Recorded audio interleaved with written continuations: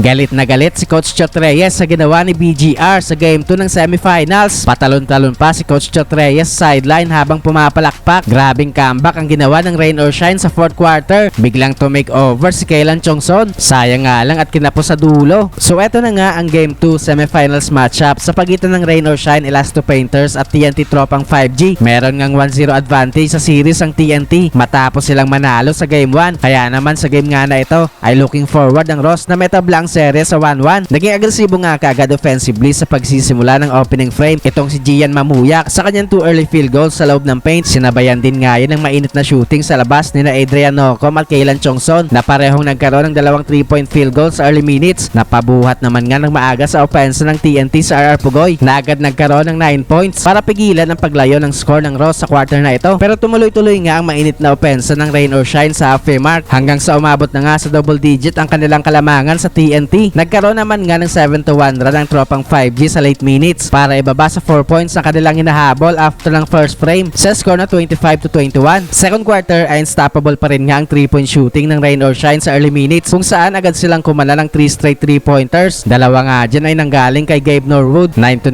start nga yan para sa Ross para ibalik sa double digit ang kanilang kalamangan. Lumulobo na nga itong lamang ng rain or shine entering the halfway mark kung saan step up na nga dyan ang kanilang bench scoring. Grabe naman itong naging hard fall ni Adrian Nocom kay BGR sa fast break. Wala ngang easy basket dito sa TNT dahil nga dyan ay natawagan ng flagrant penalty 1 si Nocom. After nga nyan ay nagkaroon nga ng run ang TNT. Step up na nga dito ang kanilang second unit sa pangunguna ni Navosotros, Kim Aurin at Simon Enciso. Baba na lang nga sa 2 puntos ang lamang ng rain or shine going to the halftime break sa score na 52-50. Third quarter ay tumuloy-tuloy nga ang momentum ng TNT sa early minutes kung saan nakuha na nga nila ang kalamangan. Galit na galit naman itong si Coach Chot Reyes kay BGR matapos ang kanyang dalawang sunod na personal foul. Masyado nga agresibo sa depensa ang TNT big man dahilan para magalit sa kanya si Coach Chot, pero naging in control na nga ang TNT sa halfway mark. Napadilan lang si Jordan Heading sa kanilang bench matapos ang kanyang 3-point shot. Umabot na nga sa double digit ang kalamangan ng TNT with under 2 minutes matapos ang naging 3-point shot ni Calvin Oftana. Take over nga offensively sa Oftana this quarter kung saan kumana nga ito ng 12 points this quarter. Patalon-talon naman habang pumapalakpak itong si Coach Chot sa sideline matapos hindi ito sumang-ayon sa tawag ng referee. Lamangan ng 8 points ang TNT Tropang 5G after ng third frame sa score na 78-70. Fourth quarter ay tuloy nga ang pag-control sa game na ito ng Tropang 5G. Nagkaroon naman nga ng pamatay sunog na back-to-back 3-point shot si Kaylan Chongson entering the halfway mark. Nagbigay nga yan ng spark sa opensa ng rain or shine dahilan para makapag-generate sila ng 15-0 run sa halfway mark. Balik na nga ulit sa rain or shine ng kalamangan matapos ang another 3-pointer ni Kaylan Chongson. Palitan pa nga ng big baskets ang both teams sa crunch time. Naging dagger na din nga itong layup ni Clarito. Nabigyan pa ng 3 free throws si Calvin Oftana sa dulo kung saan pareho nga niya itong naipasok para itabla ang score with 7 seconds remaining. Namintes naman nga ng rain or shine ang kanilang potential game-winning basket kaya umabot pa nga sa overtime ang game na ito. Sa overtime period ay biglang arangkada nga dito ang opensa ng TNT kaya sa huli nga ay panalo pa ang TNT Tropang 5G.